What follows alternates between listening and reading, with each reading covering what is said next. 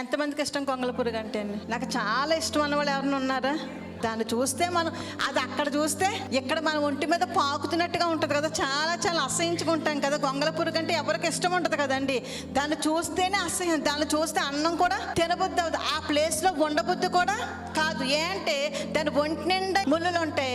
ఎవరైనా గొంగళ పురుగుని ఇష్టపడే వాళ్ళు ఎవరైనా ఒక్కలైనా ఉంటారా అంటే ఎవరికి వాళ్ళకే గొంగళ పురుగు అంటే అసహ్యం. మరి అందరూ అసహించుకుంటారు, దానికి మాత్రం బాధ ఉండదు అంటారు. ఆ బాధతో ఏం చేస్తుందంటే ఒక గూడులోనికి వెళ్ళిపోతుంది. ఆ గూడు లోపలికి వెళ్ళిపోయి ఉపవాసం ఉండి మూలుగుతుంది. అయ్యో నన్ను అందరూ అసహించుకుంటున్నారు, నన్ను అందరూ చేదరించుకుంటున్నారు అని చెప్పి ఆ గూడులోనికి వెళ్ళి మూలుగుతుందండి.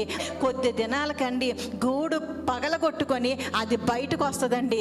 సీతాకోక చిలుకలాగా వస్తుందండి. ఎప్పుడైతే సీతాకోక చిలుకలాగా వచ్చిందో అప్పుడు మనం అది అలా కనిపించింది అనుకోండి, వెళ్ళి దాన్ని పట్టుకుంటాం. ఒకవేళ ఎగిరిపోయిందంటే పర్వాలేదు, ఎగరలేదు అంటే చేతికి దొరికిందంటే కనుక తీసుకొచ్చి దాన్ని ముద్దు పెట్టి, అబ్బా ఎంత అందంగా ఉంది, ఎంత బాగుంది అని చెప్పి ముద్దు పెట్టుకుంటాం కదండి.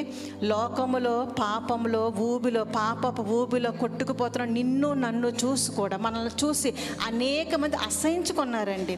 తాగుబోతాడు, తిరిగిపోతాడు అని చెప్పి నానా రకాలుగా మాట్లాడుకున్న సందర్భాలు. అమ్మో ఆ మనిషి అసలు మంచిది కాదు, ఆ వ్యక్తి అసలు మంచివాడు కాదు అని చెప్పి ఎంతో మంది లోకంలో ఉన్నట్టు మనల్ని అసహించుకున్న వారుగా ఉన్నారండి.